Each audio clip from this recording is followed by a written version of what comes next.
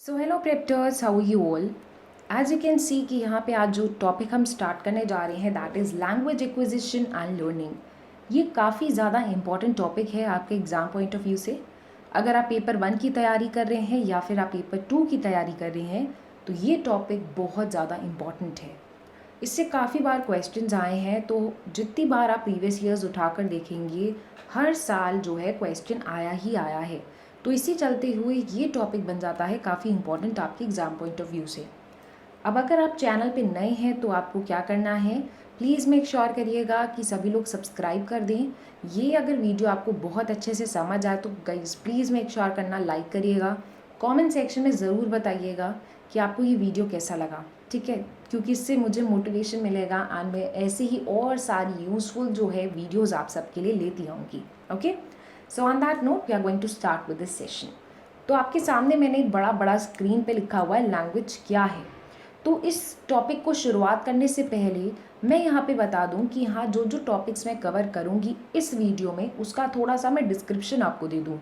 सबसे पहले तो इंट्रोडक्शन कि भाई लैंग्वेज क्या है, फिर उसके करेक्टरिस्टिक्स यानी फीचर क्या क्या है। काफ़ी बार इससे क्वेश्चन आया गाइस, चाहे पेपर 1 हो चाहे पेपर 2 हो। आप अगर नोट्स बना रहे हो मेरी वीडियो को देखकर तो गाइस ये काफ़ी ज़्यादा इंपॉर्टेंट टॉपिक है, तो कहीं ना कहीं इसको नोट्स में ज़रूर लिखिएगा।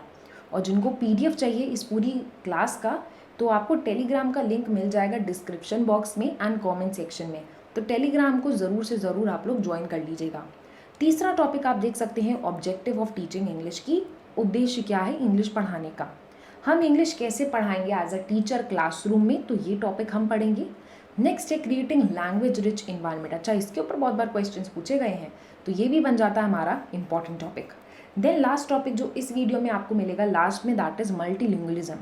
ये तो भाई मोस्ट इंपॉर्टेंट टॉपिक है, सिर्फ 2 वर्ड्स को याद रखना है और ये टॉपिक का जब भी क्वेश्चन आएगा आपका आंसर बिल्कुल सही जाएगा, that is my guarantee. Okay, तो on that note without wasting time we are going to start with this session. तो सबसे पहले प्रश्न ये उठता है कि लैंग्वेज क्या है, क्योंकि भाई हम यहाँ पे शुरुआत करने जा रहे हैं एक सेशन की जिसका नाम है language acquisition and language learning. अब यहाँ पे आप देख सकते हो लैंग्वेज दोनों में कॉमन है, तो चलिए देखते हैं इसके बारे में लैंग्वेज क्या है। तो लैंग्वेज एक ऐसा शब्द है जो कि लैटिन वर्ड लिंगुआ से लिया गया है। इसका मतलब होता है टंग। अच्छा, इसके ऊपर एग्जामिनर ने अभी आज तक क्वेश्चन नहीं पूछा है, ना ही क्वेश्चन आएगा, लेकिन अपनी बेसिक नॉलेज के लिए आपको पता होना चाहिए कि लैंग्वेज क्या है। तो लैंग्वेज एक ऐसा ज़रिया है, एक ऐसा मीडियम है जिसके ज़रिए आप अपने आइडियाज़ को, थॉट्स को, फीलिंग्स को एक्सप्रेस कर सकती हो। आप खुद ही देखो ना यहाँ पे मैं क्या कर रही हूँ, मैं अपनी फीलिंग्स को, जो भी मेरे मन में इस कॉन्सेप्ट को लेकर इन्फॉर्मेशन है, मैं वो आप तक कैसे पहुँचा रही हूँ, एक भाषा के ज़रिए। और ऐसी भाषा जो हम दोनों को आती है, यानी मुझे भी वह भाषा आती है और आपको भी वह भाषा आती है, इस कारण आप मेरे सेशन को सुन के समझ पा रहे हैं। तो हम कह सकते हैं कि लैंग्वेज का प्रयोग इसी प्रकार से होता है, एक ज़रिया है। हाँ जी, बिल्कुल एक ज़रिया है। जितनी भी दुनिया में लैंग्वेजेस है ना, सब की सब यूनिक है। यूनिक मतलब एक जैसा उसमें कुछ भी नहीं मिलेगा आपको। हिंदी में आप पढ़ते हो तो क ख ग हो जाता है, वहीं पे जब आप इंग्लिश में पढ़ते हो तो ABCD हो जाता है। कल को आप तीसरी कोई लैंग्वेज सीखने जा रहे होगे ना, तो वहाँ पे अलग तरीके से अल्फ़ाबेट्स को लिखा जाएगा। तो आप देख सकते हो कि सारी लैंग्वेजेस यूनिक है क्योंकि इसमें अलग अलग सिंबल का इस्तेमाल होता है। तो जिनको समझ नहीं आता सिंबल क्या है, तो ABCD क ख ग सिंबल को ही अल्फ़ाबेट बोला गया है। To uses some symbols to form the alphabets and different combination to form meaningful words. अब देखिए, जैसे यहाँ पे इस पेज में ही आप लोग देख लो, यहाँ पे एक शब्द लिखा हुआ है वर्ड। तो वर्ड को बनाने के लिए हमने W लिया, O लिया, R लिया एंड D लिया, तो ये शब्द बन गया वर्ड। इसका अपने आप में एक मीनिंग है। तो आप देख सकते हो कि इस पेज में मैंने जितने भी शब्दों का प्रयोग करा है वो A to Z के बीच में ही है। तो हम ये क्या करते हैं, ये अलग अलग कॉम्बिनेशन बना बना के नए नए शब्द बनाते हैं और शब्दों का मतलब होता है। ये सबको पता है, बहुत बेसिक बात है ये।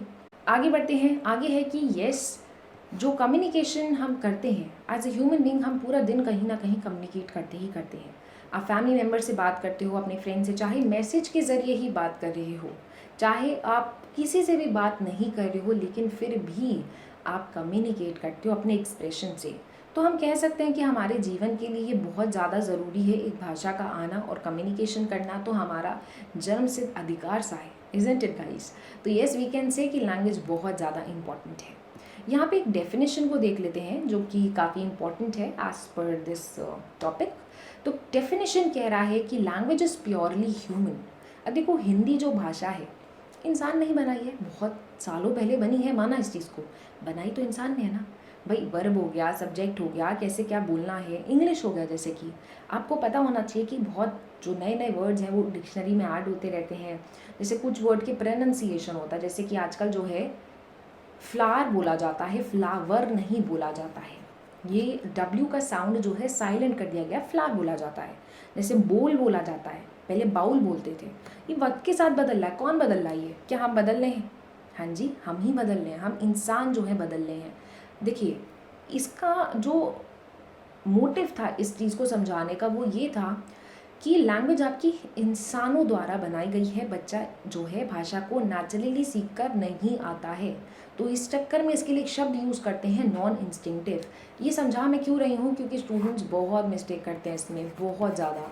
अभी जब मैं दूसरा इसका वीडियो अपलोड करूँगी जिसमें हम लोग प्रीवियस ईयर क्वेश्चंस करेंगे, you will C for your self only कि आप जो है इसको भूल जाएंगे। नॉन इंस्टिंक्टिव होता है कि आप धरती पे आकर ही भाषा को सीखते हो। हम सीखे सिखाए भगवान के द्वारा नहीं भेजे गए, हम धरती पे आते हैं, सीखते हैं कि वर्ब क्या है, सब्जेक्ट क्या है, सुपरलेटिव क्या है, कंपेरेटिव क्या है, हर चीज़ धरती पे आके ही सीखते हो आप। तो नॉन इंस्टिंक्टिव है। इंस्टिंक्टिव मतलब नेचुरल, भाई नेचुरल तो है नहीं है, तो नॉन इंस्टिंक्टिव हो जाएगा। I hope now it is clear. फिर आगे बोला गया कि ये वही मेथड है जिसके ज़रिए हम कम्युनिकेट करते हैं अपने आइडियाज़ को, जो अपना इच्छा होता है, जैसा हम फील कर रहे होते हैं, एंड येस वॉलंटरीली खुद से प्रोड्यूस करते हैं। अब जो यहाँ पे मैं शब्दों का प्रयोग करके आपको ये टॉपिक समझा रही हूँ, ये कहीं ना कहीं मेरी मन की बात आप तक पहुँच रही है, तो वॉलंटरीली है। वॉलंटरी मतलब होता है खुद से, है ना। तो ये जो डेफिनेशन है सेपरेट द्वारा दी गई है, और नाम नहीं पूछा गया है, ना डेफिनेशन आज तक इस टॉपिक से दी गई है, लेकिन हाँ ये काफ़ी बात इंपॉर्टेंट है नॉन इंस्टिंक्टिव वाली। तो टेक अवे क्या रखना है? नॉन इंस्टिंक्टिव, याद रखिएगा इस चीज़ को, ठीक है गाइस। नेक्स्ट टॉपिक हम पढ़ने जा रहे हैं monolingual, bilingual, multilingual and polyglot. देखिए मोनो एक ऐसा रूट वर्ड होता है जिसका होता है वन। मोनो मतलब होता है ऐसा व्यक्ति जो सिर्फ एक भाषा को जानता है। बाइलिंगुअल में बाय शब्द होता है टू, तो ऐसा व्यक्ति जिसको दो लैंग्वेजेस आती हैं। मल्टीलिंगुअल होता है जिसको दो से ज़्यादा लैंग्वेज आती हैं। एंड पॉलीग्लॉट तो व्यक्ति ऐसा होता है जो 5 से 10 लैंग्वेजेस आराम से बोल सके, मतलब उसको लिखना भी आता है, पढ़ना भी आता है, बोलना भी आता है, और लिख तो लेता ही है। तो LSRW सारी चीज़ों को कवर करता है। सो पॉलीग्लॉट क्या है? ऐसा व्यक्ति जो कम से कम नहीं तो 5 से 10 लैंग्वेजेस बोल पाता है, ठीक है। तो आई होप यहाँ तक सबको क्लियर है। इसका रीज़न क्या है समझाने का, क्योंकि एट टाइम स्टूडेंट्स कंफ्यूज हो जाते हैं। तो अगर एग्जामिनर ने मोनोलिंगुअल लिख दिया बाई चांस की बात है, तो आप कंफ्यूज ना हो जाना। मोनो मतलब होता है एक, बाय मतलब दो होता है, मल्टी मतलब दो से ज़्यादा, एंड पॉली तो भाई बहुत ज़्यादा ही लैंग्वेज उस व्यक्ति को आती है। ये वन वर्ड सब्स्टिट्यूशन में भी काम आ सकता है आपको, ठीक है। अगर आप स्टेट टेट्स की तैयारी कर रहे हो तो एक आध बार क्वेश्चन आया हुआ है इसके ऊपर। तो चलिए यहाँ तक आई होप सबको क्लियर है। बेसिक बातों पे हम लोग डिस्कशन कर रहे थे। Here comes the very very very important topic that is characteristics of language. बहुत बार क्वेश्चन आए हैं इसके ऊपर, तो आपको क्या करना है, ये पूरे लेक्चर को ध्यान से सुनना है, कोई जल्दी नहीं है, आराम से सुनिए, बिल्कुल मन लगा के सुनिएगा। लेकिन सबसे पहला फीचर है लैंग्वेज इज सिस्टमैटिक। देखो भाई भाषा में आप ऐसे बोलते हो आई एम, क्या आपने कभी भी आई इज़ का प्रयोग करा या बुक में देखा किसी को प्रयोग करते हो? असली लाइफ में भी नहीं, किसी को नहीं देखा होगा। हम आई इज़ लिखते ही नहीं हैं। क्यों भाई? ऐसा होता क्यों है? रूल है ना, इसीलिए हम करते हैं। शी के साथ हम शी एम नहीं लगाते हैं, शी इज़ लिखते हैं। ऐसा क्यों? क्योंकि इसके पीछे लगा है रूल। अब जो चीज़ रूल के मुताबिक चल रही है वो सिस्टमैटिक नहीं होगी, बिल्कुल हो जाएगी। जैसे हमारा सिस्टम है ना भाई, हमारा कंप्यूटर का जैसे मान लो सिस्टम उसको कहा जाता है एट टाइम्स। क्यों कहा जाता है? हर चीज़ जो है उसके पीछे कोई ना कोई रूल लगा होता है, या कोई चीज़ सिस्टम से चलती है। तो वैसी लैंग्वेज भी एक सिस्टम से चलती है। तो यहाँ लिखा हुआ है कि language is made up of sounds and smaller formal units, जिसको हम फोनीम, मॉर्फीम एंड वर्ड्स कहते हैं। कंफ्यूज मत होना, फोनीम क्या है, मॉर्फीम क्या है, इसके ऊपर एक छोटा सा एक लेक्चर मैं अपलोड करूँगी, कभी लाइफ में नहीं भूलोगे आप, that is my guarantee, phoneme morphemes को, ठीक है। तो यहाँ पे आप इसका इतना समझ लीजिए कि जो लैंग्वेज है शब्दों से बनी होती है, और उसके मीनिंग होते हैं जो जो हम शब्दों का प्रयोग करते हैं। यहाँ पे एग्जाम्पल लेते लिखा हुआ है our teachers like all the students. अब यहाँ पे देखो हमारी teachers like all the students, यानी हमारी, मैंने यहाँ पे माई टीचर नहीं लिखा, मैंने कहा हम सबकी। अच्छा टीचर, एक टीचर को मैंने नहीं रेफर करा, मैंने कहा टीचर्स लाइक। अब यहाँ पे मैंने लाइक क्यों लगाया, लाइक्स क्यों नहीं लिखा? इसके पीछे एक रूल है, ग्रामर वाली सेशंस में आपको समझाऊंगी मैं, ये एग्जांपल जरूर याद दिलाऊंगी वहाँ पे आपको। ऑल द स्टूडेंट्स, सारे ही बच्चों को। अब यहाँ पे मैंने स्टूडेंट ना लिखकर स्टूडेंट्स लिखा, यानी बहुत सारे बच्चों की बात करी जा रही है। तो यहाँ पे आप देख सकते हो कि एक एक शब्दों का जो हम यहाँ पे प्रयोग कर रहे हैं उसका एक रूल के हिसाब से रखा है। एक तो सेंटेंस बनाते समय, सेकेंडली मीनिंग समझ आ रहा है कि यहाँ पे क्या कह रहा है। अच्छा, टीचर शब्द को कोई आप तोड़ सकते हो, टीच स इस साउंड, मतलब बहुत ज़्यादा टीचर्स की बात करी जा रही है। वहीं पे हम स्टूडेंट भी कहते हैं तो स्टूडेंट्स भी कह सकते हैं। तो यहाँ पे जो एस साउंड का शब्द आ रहा है, टी आ रहा है, इसको हम फोनीम कहते हैं। ठीक है, जो basic smallest unit of sound को हम फोनीम कहते हैं। तो ये सब बड़ी बेसिक बात होगी, लेकिन आपको ओवरऑल क्या याद रखना है कि लैंग्वेज सिस्टमैटिक है, सिस्टम के हिसाब से चलती है। नेक्स्ट है लैंग्वेज इज वोकल। देखो भाई, प्राइमरीली जो भाषा का इस्तेमाल होता है वो स्पीच में होता है, यानी आप जब बोलते हो तो स्पीच में ही ज़्यादा से ज़्यादा लैंग्वेज का इस्तेमाल होता है। जैसे हिंदी है, अगर आप एग्ज़ाम देने जा रहे हो और आपके एग्ज़ाम में हिंदी आती है तो ही आप हिंदी को लिखोगे, अदरवाइज़ आप दिन भर में कितनी बार हिंदी में क्या क्या सेंटेंस बोलते हो, चाहे मैसेज कर रहे हो, चाहे किसी से बात कर रहे हो फ़ोन पे, या घर में किसी से बात कर रहे हो, कहीं ना कहीं बोलते हैं हम लोग ज़्यादा। तो लैंग्वेज का प्रयोग हम कह सकते हैं वोकल है। जी हाँ, बिल्कुल है। तो इस चीज़ को याद रखना, जो बच्चा है सबसे पहले लैंग्वेज को सुनता है, फिर बोलने लगता है, फिर रीड करता है एंड अल्टीमेटली राइट करता है। तो ये जो LSRW है ना, वो इसी प्रकार से ही चलता है। ठीक है, चलिए, लैंग्वेज इज़ यूनिक। अब भी हम लोग ने पढ़ा कि भाई कोई दो लैंग्वेज एक जैसी हो ही नहीं सकती है, अगर होती भी तो कुछ ना कुछ चेंजेस आपको देखने को ज़रूर मिलेगा। जैसे ABCD इंग्लिश में कहते हैं, हिंदी में आपका क ख ग बोलते हैं, यही पूरा चेंज हो गया। हिंदी के रूल्स अलग हैं, इंग्लिश के रूल्स अलग हैं। आप एट टाइम्स देखते हो कि हिंदी में हम संज्ञा पढ़ते हैं तो इंग्लिश में नाउन पढ़ते हैं। माना ग्रामर के टॉपिक सेम है, लेकिन क्या टॉपिक के अंदर जो रूल्स हैं क्या वह सेम है? नहीं, बिल्कुल भी नहीं है। तो हम कह सकते हैं कि भाषाएं जितनी भी उठा के देख लो, दुनिया की कोई भी भाषा, सिमिलैरिटी आपको सिर्फ ग्रामर के नाम में मिल जाएगी, लेकिन ये कहना कि स्ट्रक्चर जैसा बनाना है, रूल्स हो गया, वोकैबुलरी हो गई, सब कुछ अलग होता है हर भाषा का। तभी तो भाषा सीखने में समय लगता है। आज आपको हिंदी और इंग्लिश आती है, कल को तीसरी लैंग्वेज सीखने जाओगे ना, अच्छा खासा महीने लगेंगे सीखने में, 6-7 महीने लग जाते हैं बोलते बोलते सीखने में, लिखने में बहुत सारी चीज़ें हो जाती हैं। तो you should know these things, काफ़ी इंपॉर्टेंट है भाई। ये लैंग्वेज सिम्बॉलिक सिस्टम है। अरे भाई, आप खुद सोचो, आजकल सभी लोग व्हाट्सएप का इस्तेमाल करते हैं। तो व्हाट्सएप में एट टाइम्स क्या होता है कि आप मैसेज का रिप्लाई ना देकर एक स्माइली बना कर दे देते हो। ऐसा एक स्माइली बना होगा, ठीक है, ऐसा हंसने वाला, it means you are happy, जो भी सामने वाले ने इन्फॉर्मेशन दी। वहीं पे यहाँ पे आप बड़ी गुस्सा आ रहा है तो गुस्से वाला स्माइली आपने बना दिया। तो यहाँ पर ये क्या है, ये मेरा रीज़न क्या है स्माइली को बनाने का स्क्रीन पे? बेसिकली ये बताना कि लैंग्वेज आपका सिम्बॉलिक सिस्टम है। आप जो छोटे बच्चे पढ़ना चालू करते हैं या उनकी जो पेरेंट्स हैं बुक ला कर देते हैं बच्चे को, तो बच्चा देखता है A फॉर एप्पल है।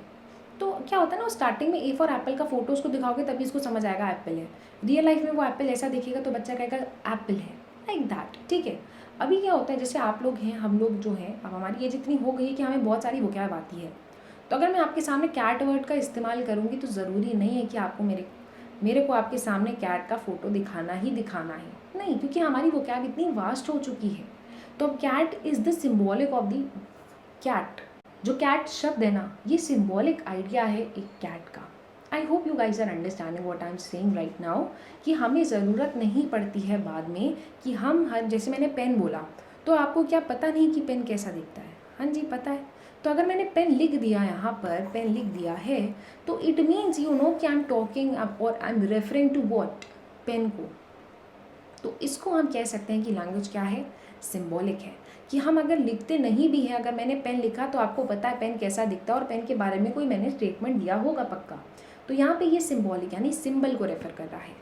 नेक्स्ट यहाँ पे जो पढ़ने जा रहे हैं, फीचर या करेक्टरिस्टिक आप कह सकते हो, जो कि काफ़ी ज़्यादा इम्पॉर्टेंट है, that is language is arbitrary. Guys, ये इतना इम्पॉर्टेंट है और स्टूडेंट्स भूल जाते हैं इसको।